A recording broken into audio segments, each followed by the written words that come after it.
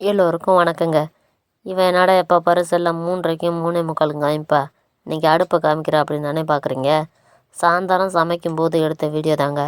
எங்கள் ஊரில் வியாழக்கிழமைனாவே வார லீவு, அதனால் இன்றைக்கி வேலைக்கெல்லாம் போகலை. சாயந்தரம் சமைக்க போகும்போது வீடியோ எடுப்போம் அப்படின்னு சொல்லிட்டு வீடியோ எடுத்தேன். வாங்க சமைக்கலாமா, எப்பயும் போல் உழவு சோலையில் அரிசி விட்டு வீடு ஆசை கூட்ட போனேன். போயிட்டு வந்து பார்த்தேன், சோறு வெந்திருந்துச்சு. சரி சோறு வடிச்சிட்டு என்ன குழம்பு வைக்கலாம் அப்படி வச்சுக்கிட்டு இருக்கையில் எங்கள் வீட்டுக்கார்ட்ட ஃபோன் அடித்து கேட்டேன். நான் அப்படியே காய்கறி வாங்கிட்டு மீன் எடுத்துகிட்டு வரல, மீன் குழம்பு வைல அப்படின்னாரு.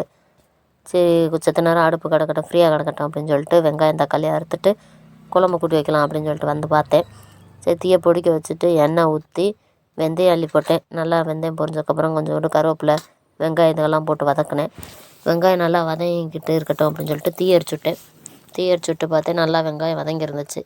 அப்படியே தக்காளி அள்ளி போட்டு தக்காளி வதங்குறதுக்காண்டி கொஞ்சோண்டு உப்பு போட்டேன். இவனடா தாம்பழத்தில் வச்சு தக்காளி போடுறான்னு தானே பார்க்குறீங்க. நான் வீடியோக்காண்டியெல்லாம் ஒவ்வொரு பாத்திரத்தை எடுத்து வச்சுருந்தேன்னா மறுபடியும் அதைத்தான் நானும் விளக்குனேன். அதனால் எப்பயும் போல் அந்த சட்டி மூடுற தாம்பழத்துலேயே வெங்காயம் தக்காளி அறுத்து வச்சாச்சு. சரி தக்காளி போட்டு வதங்கிக்கிட்டு இருக்கட்டும் அப்படின்னு சொல்லிட்டு பார்த்தேன், தண்ணி வந்துருச்சு பைப்பில். தண்ணியெல்லாம் பிடிச்சிட்டு வந்துட்டு பார்த்தேன், தக்காளி நல்லா வதங்கி இருந்துச்சு. சரி வீட்டில் அரைச்ச மசாலா பொடி கொஞ்சோண்டு போட்டு நல்லா எண்ணெயிலே பரட்டி வதக்குனதுக்கப்புறம் புளி கரைச்சி ஊற்றினேன். தண்ணி தேவையான அளவு தாங்க வச்சுக்கிட்டேன்.